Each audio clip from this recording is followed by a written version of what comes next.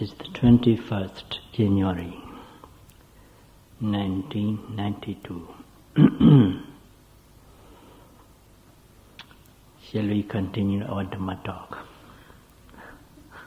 or new discourse? Huh?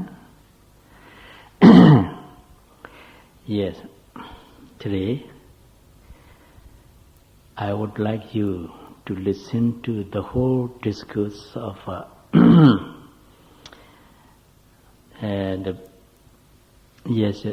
the Buddha.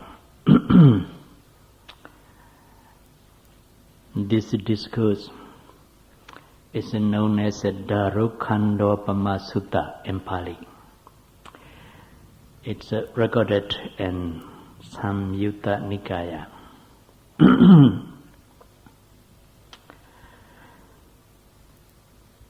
I deliver this discourse in the title of the Parable of the Log.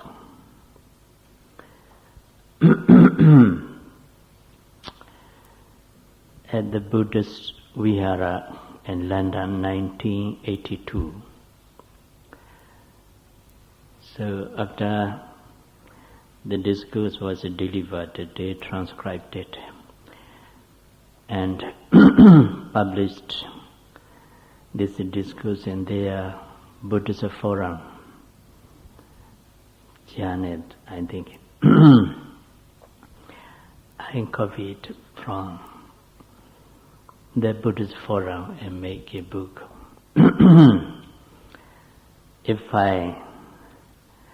When I delivered the discourse in London, it took about 1.5 hours. So now I reduced it. If I do not read the book, it will take about 2 hours. So I will read it out so that we can finish it in 1 hour's time.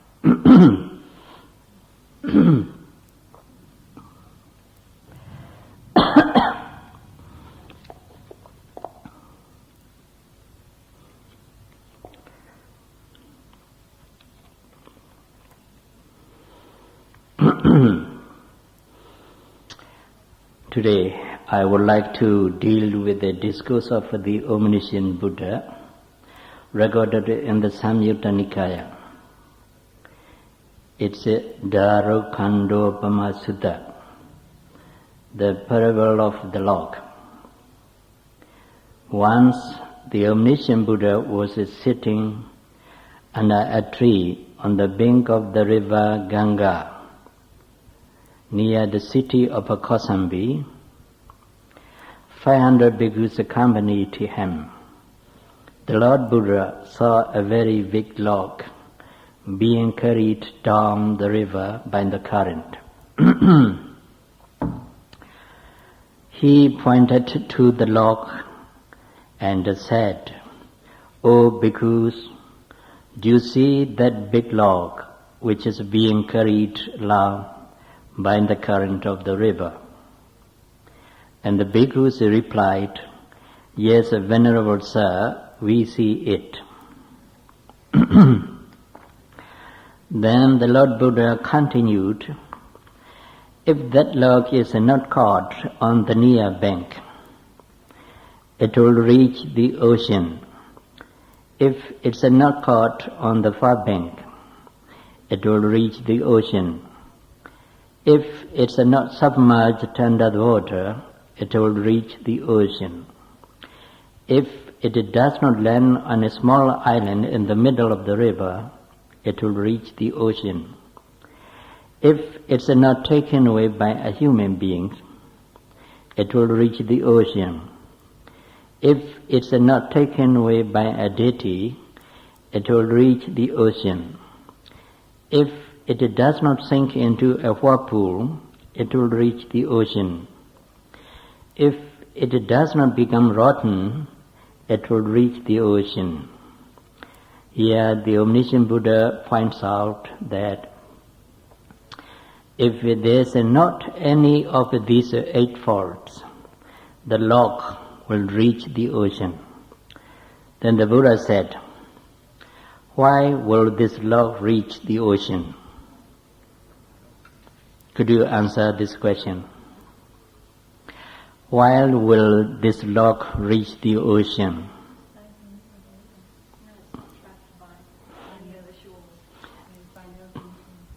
Yes, all the answers are correct. Yes, here the Buddha said, it's because the current of the river inclines towards the ocean. Is it right?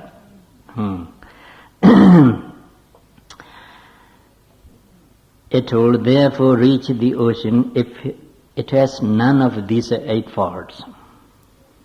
In the same way, bhikkhus, you will reach Nibbana if you have none of these eightfolds. Why? Because Sammaditi, right understanding, inclines towards Nibbana, the cessation of dukkha. However, bhikkhus, this is just a simile.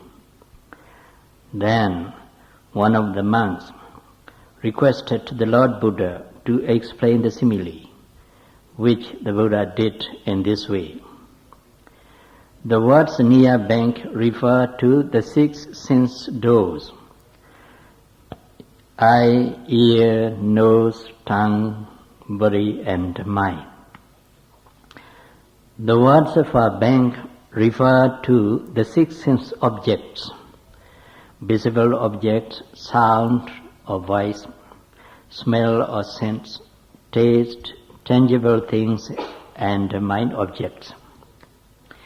Sinking into the water means being attached to any sentient being or inanimate thing. Landing on a small island in the middle of the river means conceit, pride, or haughtiness. Taken away by a human being means that a bhikkhu lives mingling improperly with the laity. Taken away by a deity means doing good deeds for the purpose of being reborn in the heaven and having the realm of devas or brahmas. Sinking into a whirlpool means indulgence and 5 kinds of sensual pleasures. Becoming rotten means pretending to be virtuous when one is not actually virtuous. Although the omniscient Buddha addressed this discourse to bhikkhus, it's for all irrespective of race and religion. Anyone who has none of these eightfolds can reach the ocean. When he has reached the ocean, he has got free from the round of existence and got rid of suffering, dukkha. In some discourses of the omniscient Buddha, the ocean refers to the cycle of rebirths, samsara, and in the others to nibbana, the cessation of suffering. In this discourse, what the Buddha refers to with the word ocean is nibbana. Then, what does the Buddha mean when he compares the near bank with 6 sense doors and the far bank with 6 sense objects? Here, I would like to say a few words about the word mind. In the psychology of Buddhism, citta, which knows the object, does not last even for the blinking of an eye. Herein the word mind is used in the sense of a citta which knows the object in a very instantly process way. Cognition of the object does not last for even 1 millionth of a second. Occasionally, we use the word consciousness, which may be better than the word mind. Consciousness or mind knows the object, but the eye does not know it. With the help of the eye, one of the 6 sense doors, consciousness sees the object. For example, you see a brand new Rolls-Royce car. In this case, there is a visible object, and there is the eye that makes the mind or consciousness see the object. If you see that Rolls-Royce, you may feel how good it would be to own one. If it's your own car, it will give you much pleasure. You are attached to it because you see it and take it to be a very nice car of yours. You do not regard it as the just natural process of a material phenomenon. You are caught on the far bank, the car, and the near bank, the eye. Because your attachment arises dependent on the car, the visible object, and the eye, one of the 6 sense doors. The eye is one of the 6 sense doors. When the eye contacts the color or the form of the car, there arises a consciousness that sees the car. But consciousness of a seeing does not stop there. It goes further. It thinks, yes, it's my car, a very good car, a new car. I bought it yesterday. It cost a lot of money. In this way, you become attached to the Rolls-Royce. That means that you are attached to a non-living thing because of its color and form, a visible object, and because of the eye. So you are attached to the car. Suppose you park it on the side of the road and a person carelessly drives his car past yours and scratches the door of your car. Then you feel angry. You feel angry because it's your car that is scratched. It means that you have attachment, lobha, and anger, dosa. Do lobha and dosa bring you happiness? No. They bring you unhappiness, dukkha. And why do you have this dukkha? You are suffering and unhappiness arise because you yourself are stuck on the near bank as well as on the far bank. That attachment arises dependent on the visible object, the car. With the help of the eye, so you have that suffering because of the eye consciousness which keeps you stranded on the near bank. If you are attached to the car with the help of your eye, you will not reach the ocean, Nibbana. You will be clinging to the far bank as well as the near bank. You won't reach the ocean. The log is compared with khandas or human being. Khandas means the 5 aggregates of a mental and physical phenomena. Because you do not see the 5 aggregates as 5 aggregates of a mentality and physicality, you take them to be a person, a being, a self or a soul. And as a result, you are attached to them, so you won't reach the ocean. If, however, you see the 5 aggregates as the 5 aggregates of a mentality and physicality, you won't take them for a person, a being, and I know, a you, a soul, or a self. Then you will not be attached to them, and so you will reach the ocean. That Rolls-Royce you bought yesterday, which was so expensive, if you see it as a Rolls-Royce, then you are attached to it. But if you see it as a material process of a rupakkhanda, aggregate of a materiality, you won't be attached to it. Then you won't be unhappy when it's scratched, because you don't take it as a valuable Rolls Royce of yours. You are caught on neither of the two banks. What the Lord Buddha means by sinking into the water is attachment, desire, craving, greed, lust, love. If you are attached to any living being or inanimate object, you won't be able to reach the ocean. Then, landing on a small island means conceit, pride, or haughtiness. If you are proud of or conceited about your wealth or your rank, that conceit delays you in your attainment of Nibbana. Being conceited, you are unable to realize the mental and physical processes and their true nature, and you will take your bodily and mental process to be a person, a being, an atta or a you. Then there will rise many other defilements such as anger, lust, greed, hatred, and so on.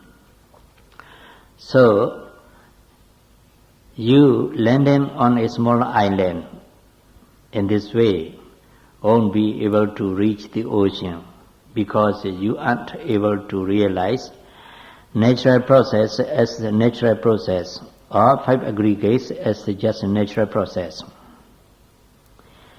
If the log is taken away by a human being, it won't reach the ocean. This refers to bhikkhus.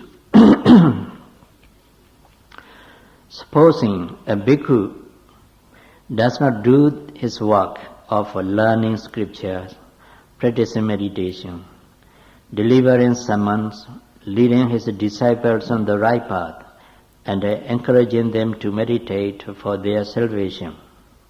Instead, he mixes with the laity in a proper way. Such a bhikkhu is taken away by human beings. He will be unable to reach the ocean. He will be attached to these people whom he is improperly associating with.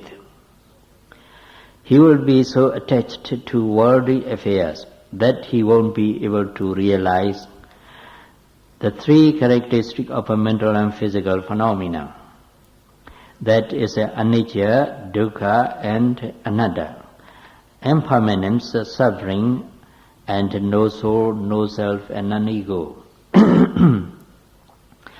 If he is unable to realize these three basic facts of existence, he will be so strongly attached to worldly things that he won't want to reach the ocean. If the log is taken away by a deva, it won't reach the ocean. This means that if you perform any wholesome or meritorious deeds such as giving or charity, dana, observing moral precepts, sila, and meditation, bhavana, with a view to rebirth in the realm of devas or brahmas, then you will be taken away by them to their realm. What about your purpose of meditating here? To be reborn in the realm of devas or brahmas. Huh? Then you won't be taken away by devas. Yes. You may achieve your aim of a better rebirth because of the good you have done. You will be reborn as a shining one, that is a devas, but you won't be able to reach the ocean. Deva means one who shines. If you become a deva, deity, you will be very attached to yourself. Why? Because you are shiny and very beautiful. So you will be attached to yourself. Then you won't be able to reach the ocean. If the log sinks into a whirlpool, it won't reach the ocean. This means that if you are indulging in sensual pleasure, you won't reach the ocean. This is attachment. If you are attached to what you see, what you hear, what you smell, what you taste, what you touch, and what you think about, then you become caught in a very big whirlpool. You won't be able to reach the ocean, because the doctrine of the Buddha is so very rational, logical, and natural. I am sure that you agree with him on this point.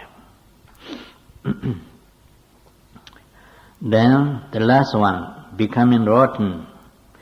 If the law becomes rotten, it won't reach the ocean. That means that if you pretend to be a very virtuous person when you are actually not, you become rotting and will not reach the ocean.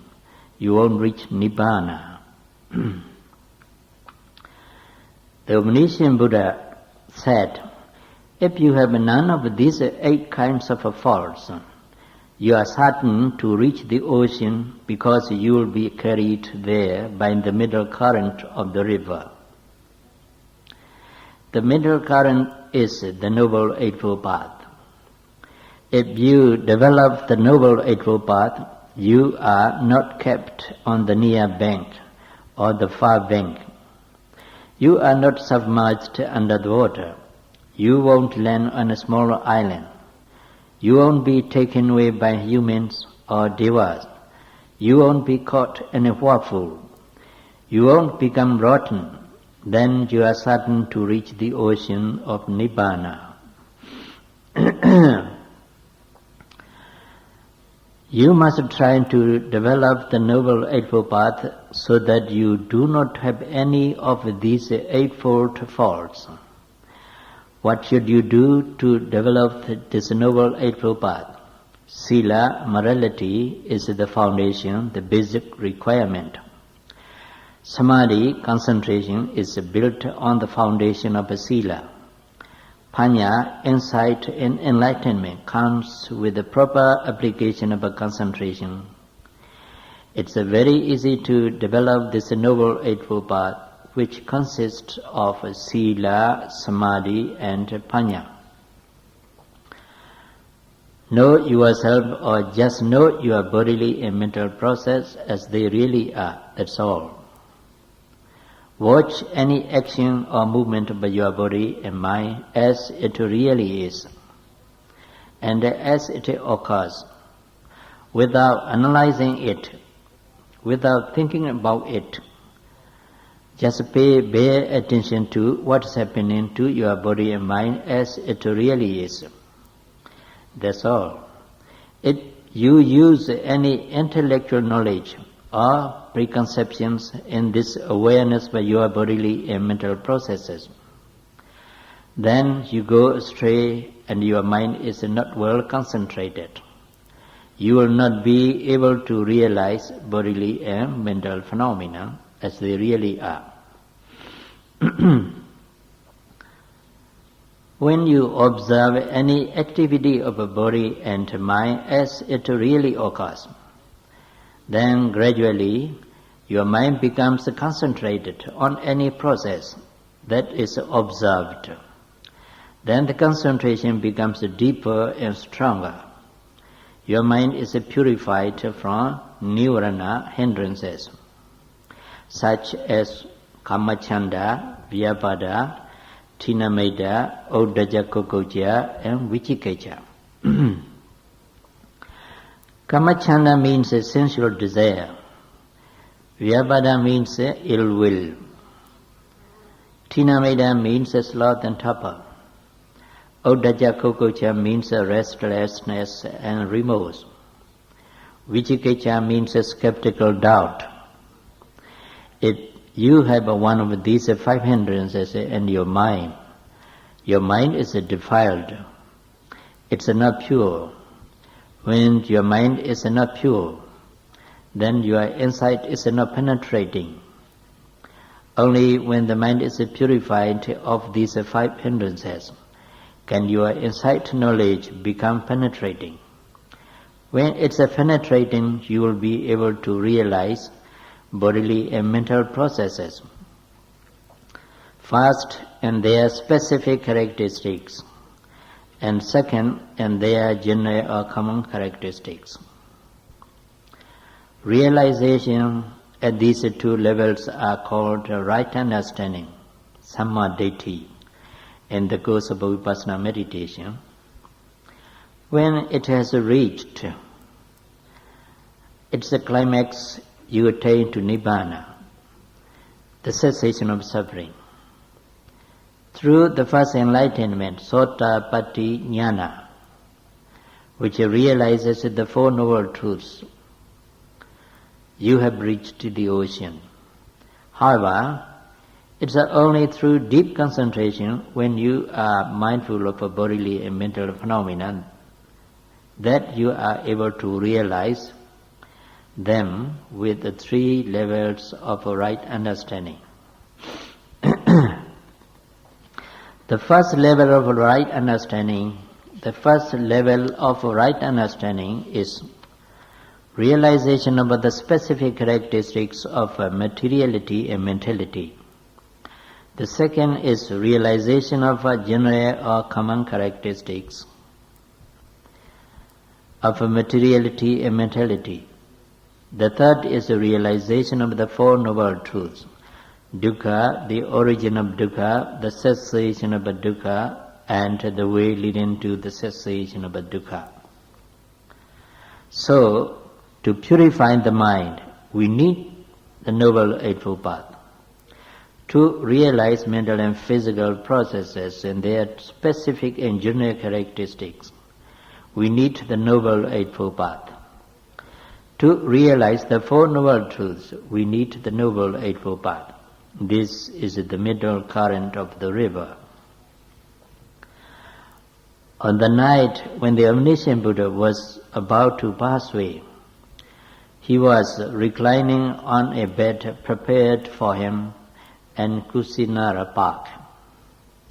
In the first watch of the night, Subhadra, a mendicant, came to him and said, "Venerable Gautama Buddha, I have followed various doctrines taught to me by various teachers. They all say that they know all and that they are Arahants. Is what they say true?" The omniscient Buddha left the questions unanswered and admonished Subhadra. "Subhadra, whether they know all or not does not matter. It's not concerned with you, with your salvation. It's not concerned with your salvation, with your deliverance. So I won't answer this question. My time is approaching.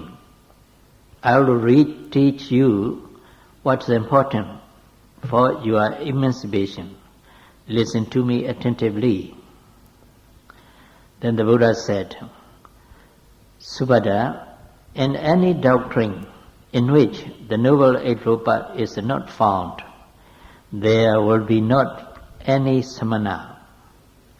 Here, samana means one who has calmed and destroyed all defilements. It means that if there is no Noble Eightfold Path in a doctrine, then there is no one who has destroyed all defilements but destroyed the mental defilements by following it and got rid of suffering. So, if you follow any doctrine in which you do not have to develop the Noble Eightfold Path, you are certain not to destroy defilements and get rid of suffering. Here the omniscient Buddha points out the criteria of the true Dhamma. Then the Lord Buddha said, Subhadra, only in my doctrine or in my sasana is there the Noble Eightfold Path to develop. Therefore, there is samana only in my doctrine.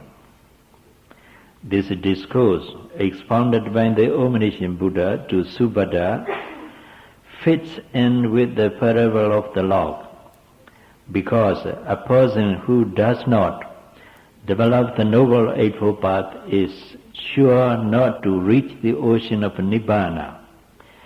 If he develops the Noble Eightfold Path, he is certain to reach the ocean of Nibbana, as he will not be kept on the far bank or the near bank, etc. The omniscient Buddha taught us the way to develop the Noble Eightfold Path. That is the technique of mindfulness and meditation. The omniscient Buddha taught us the way of mindfulness when he expounded the discourse on the four foundations of mindfulness, Mahasatipatthana Sutta. He teaches us to be mindful of a bodily process, sensation, consciousness, and mind objects as they really occur. So, the principle of mindfulness meditation is to observe, to be mindful of, to be aware of whatever arises in our body and mind as it really occurs. Even unpleasant sensation of pain, aching, stiffening, itching, and the like must be mindful of as they really are. When you feel pain in your back or in your knee, you must observe it as it really is. You must not use the chair to sit on for meditation. Did you use any chair? Yes.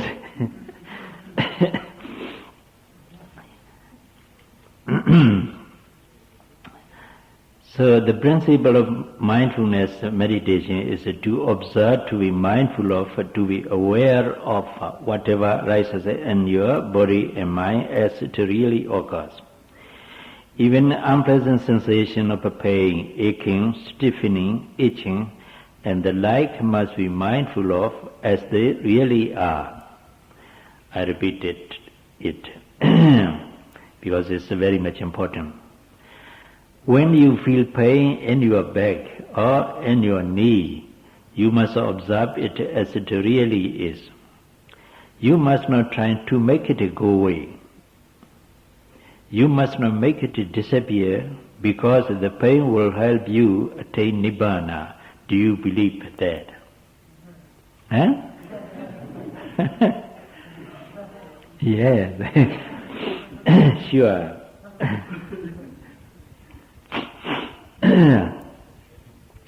Because the pain will help you attain Nibbana. In other words, pain is the key to the door of Nibbana. Remember it. What's that? Pain is the key to the door of Nibbana. If you have pain, you should be very glad to have the key to open the door of the Nibbana and get inside. So, if you feel a painful sensation, you are very lucky. Huh?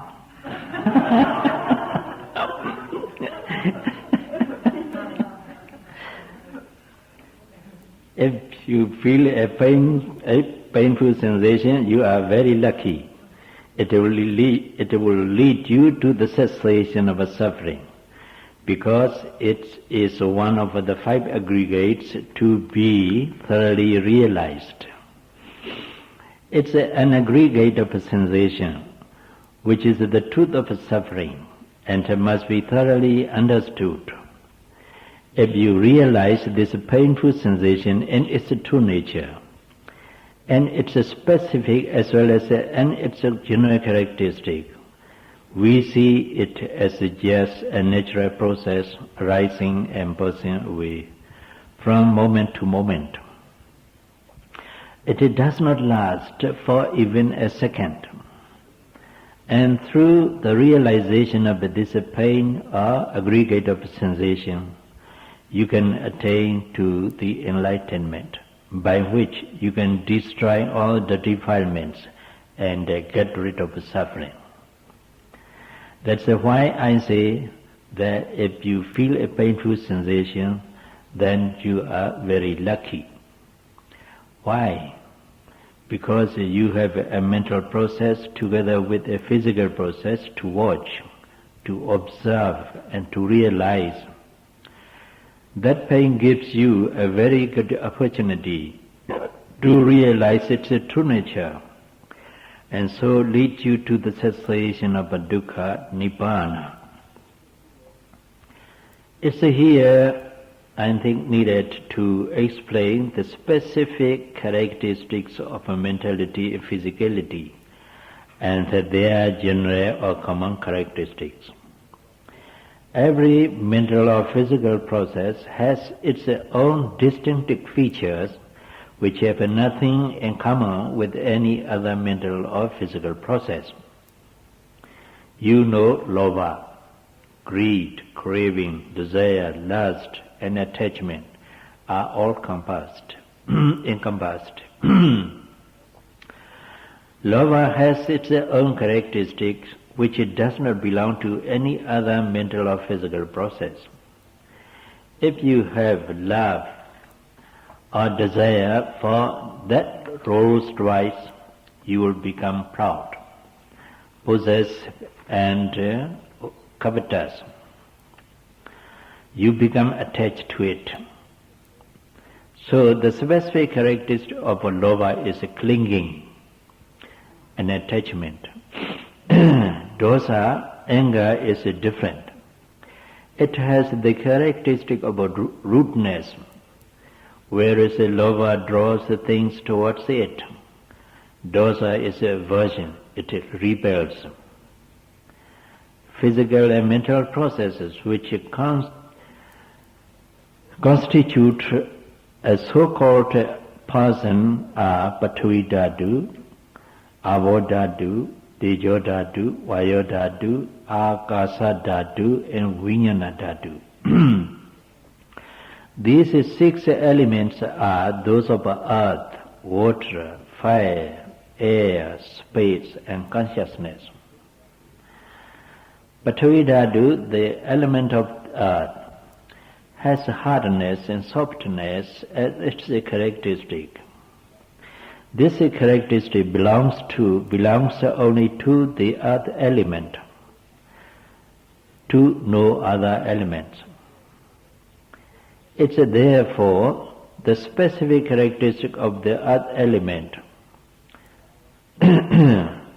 Why Āpo dhātu, water element, has a fluidity and cohesion as its specific characteristic. Heat and cold are the specific characteristic of a Tejo dhātu, fire element or temperature.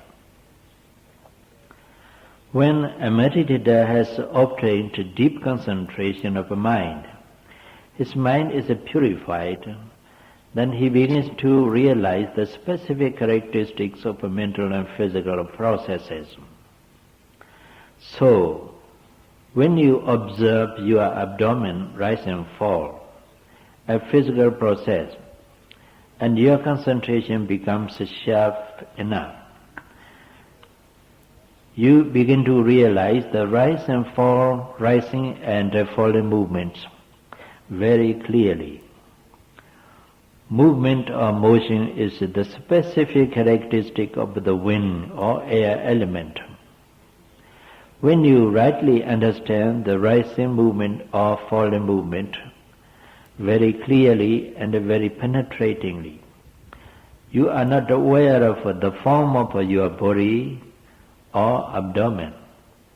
What you are realizing at that moment is just the movement outward movement and inward movement. Then you begin to realize the specific characteristic of the air element, Vayo Dhatu.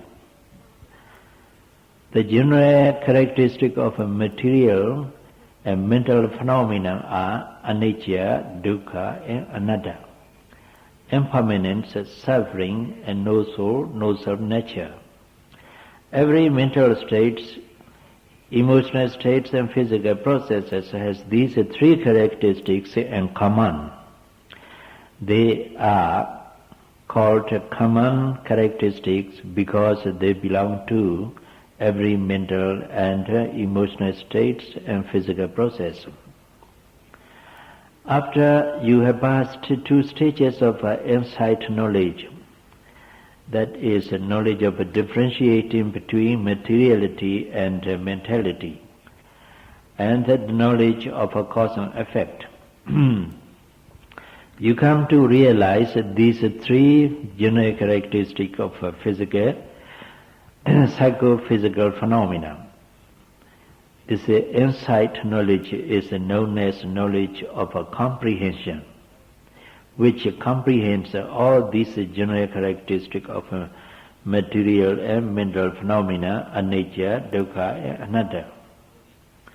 When a meditator's insight knowledge becomes mature on account of the diligent practice,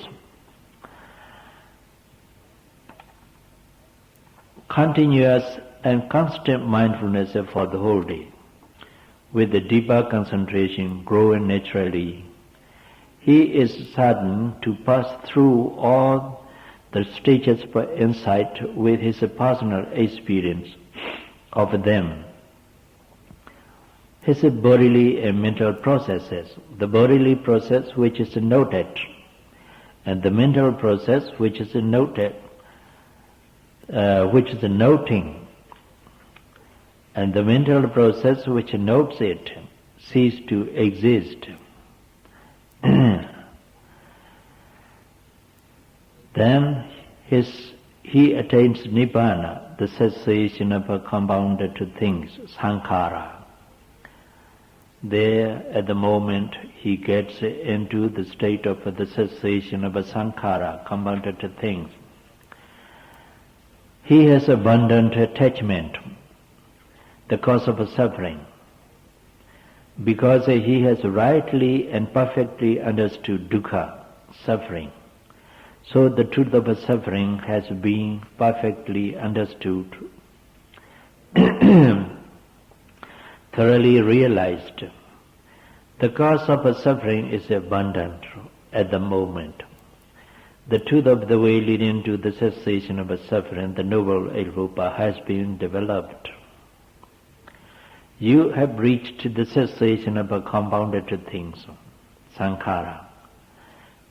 Here he has attained the third level of right understanding, that is enlightenment. By realizing the Four Noble Truths, then he reaches the ocean, because he has been carried away by the middle current, the Noble Eightfold Path. He is not kept on the near bank, nor the far bank. He is not submerged under the water. He is not stranded on the island. So he reached the ocean. The Lord Buddha, sitting under a tree on the bank of the river Ganga, delivered this discourse, the discourse of Darukhandopama Sutta. A cowherd named Nanda, who listened to the discourse, was so much inspired by it that he wanted to be carried away by the middle current. What does he mean by that? You want to develop the Noble Eightfold Path so that he can be carried away into the ocean.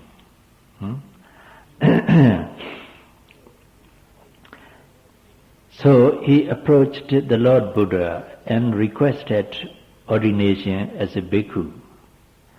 Venerable Sir, I am afraid of being kept on the near bank, or the far bank, or the submerged into the river. I want to be carried away by the middle current and reach the ocean. Please ordain me a bhikkhu so that I can develop the Noble Eightfold Path.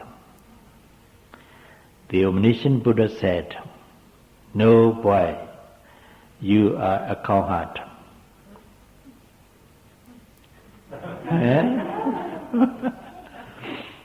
No, boy, you are a cowherd. What does it mean?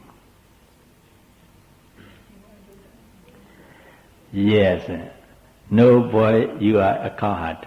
First, you have a duty to drive your cows back home. You should entrust them to their owner. Unless you do that, I cannot ordain you. That's what the Buddha means. You are a cowherd. Cowherd has a duty to entrust his cows to the owner. Huh? Cowherd. A cowherd.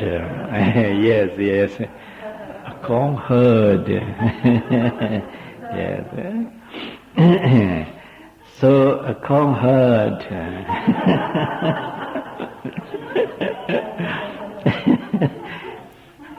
did as the omniscient Buddha asked. Then he returned to be ordained as a bhikkhu. Bhikkhu Nanda, no Vimalananda. It's a Nanda, just Nanda, no Vimalananda. Bhikkhu Nanda went into the forest, but Vimalananda went into retreat.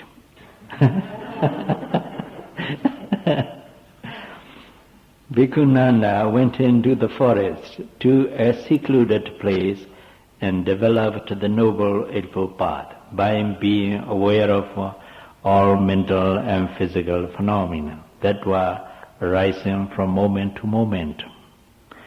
Because he was willing to be carried away by the middle current, he meditated diligently. In a very short time, he was carried away by the middle current and reached the ocean of Nibbana. He reached the ocean of Nibbana because he has none of those eightfold faults and was carried away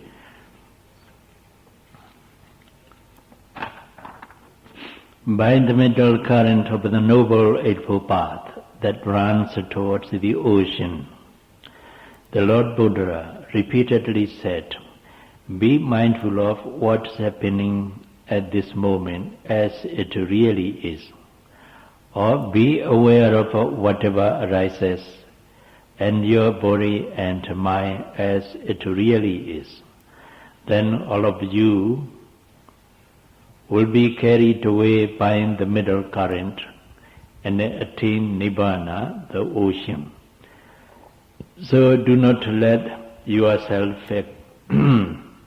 kept on the far bank or near bank, or sink into the middle of a river and land on an island and try to develop the Noble Eightfold Path. Then you are sure to reach the ocean of Nibbana." Now, the discourse is finished. Then, here in the discourse, the Buddha said, having listened to this discourse of the parable of the log, the cowherd, correct? The cow herd, the cow herd, is it right? The cow herd inspired by the discourse, requested the Buddha to ordain him a bhikkhu. Then he attained the bhikkhушip and strive for being carried away by the middle current, and then he is carried away into the ocean. Then we have finished our discourse of Dharukanopama Sutta.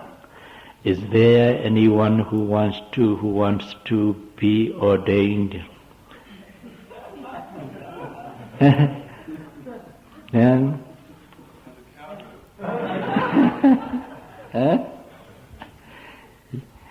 you are not cowherds, so you don't want to be carried away to the ocean of Nibbana, but you want to be carried away into the ocean of samsara, so the cycle of rebirths, because you want the suffering. Yes. Is there anyone who wants to be ordained to get and to be carried away by the middle current? I'm ready.